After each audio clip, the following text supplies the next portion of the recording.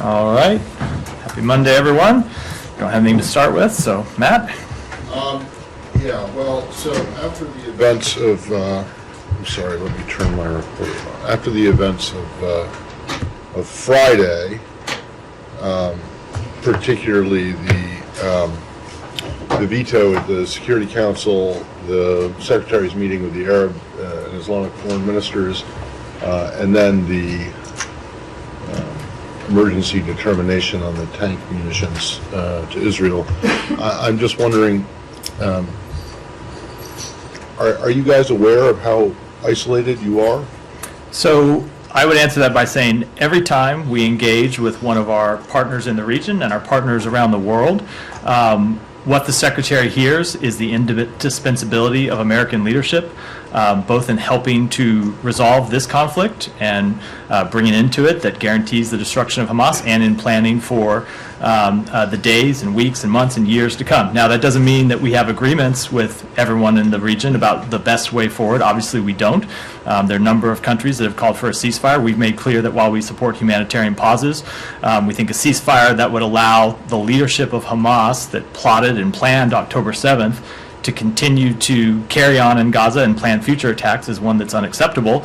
While we have disagreements, ultimately, that American leadership is critical both in this conflict and to broader issues in the region. And you think that you are demonstrating American leadership now? Absolutely, and that does not mean that we are going to agree with every country about everything. About any country. So you don't agree with any country. That is not at all. Maybe Israel. That is not at all. We don't agree with Israel on everything related to this conflict. But what happened on Friday and Saturday and over the weekend, you have one country that stands.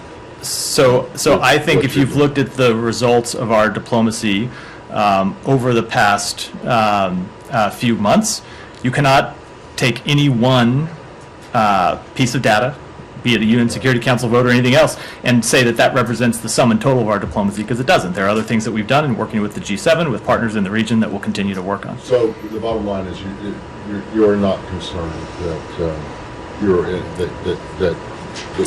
it appears the rest of the world, with the exception of Israel, I would say is angry at you and is not, is unhappy with the position that the administration has taken, and that is American leadership. I would say that this conflict has posed a number of obstacles for Israel, for countries in the region, for the United States, for the entire global community. And so we are trying to resolve this conflict, as I said, ultimately with a result that protects civilian lives to the maximum extent possible, that ensures that Hamas cannot rearm and refit and launch the attacks of October 7th again. We're trying to work on how to achieve a lasting, secure peace for the Palestinian people and the Israeli people and the establishment of an independent Palestinian state. And we are engaged every day, from the president and the secretary on down.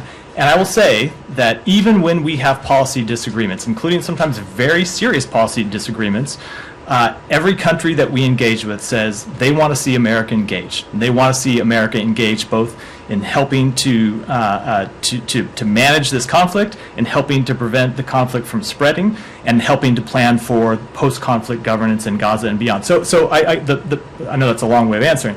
The point I'm trying to make is you can't take a disagreement at the Security Council or a disagreement over pieces of the policy, and I think impute broader, broader trends from that, other than to say that, of course, this conflict is posing challenges for every country in the world. It's posing very serious challenges, of course, to the government of Israel, and posing very severe difficulties to the Palestinian people. That's I think the first order question.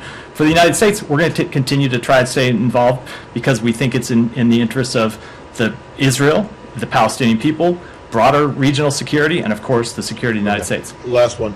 You're very fond of saying, you and every previous administration I've covered, very fond of saying, in terms of numerous conflicts, almost every conflict around the world, that there is no military solution to this. And yet your actions over the course of the last 5 days suggest that you think that there is, or that the only solution to this conflict is military. Is that an accurate reading? No, I don't think that's inaccurate because I don't. So you don't think there's a let me military just solution? no. Let me answer it this way. I don't think it's an accurate reading because I think there would be other conflicts where we say there are potential military solutions. We think the Ukrainian military repelling Russian forces from their borders would be a military solution to that conflict. Well, no, There yeah, could- but that you've always talked about diplomacy at the end. Of course, and there will have to be diplomacy at the end, but then as an immediate... Diplomacy at the end with Hamas, between Israel and Hamas? No, I was talking about the first Okay. conflict. With respect to this conflict, we think there can be a military solution to taking out the leadership of Hamas that planned and carried out the attacks of October 7th, in taking out the militants who crossed into Israel and carried out those attacks. Ultimately, there is not a military solution to the broader issues between the Israeli people and the Palestinian people. That is something that cannot be solved militarily. It has to be something that is solved eventually, in our judgment, with the establishment of an independent Palestinian state.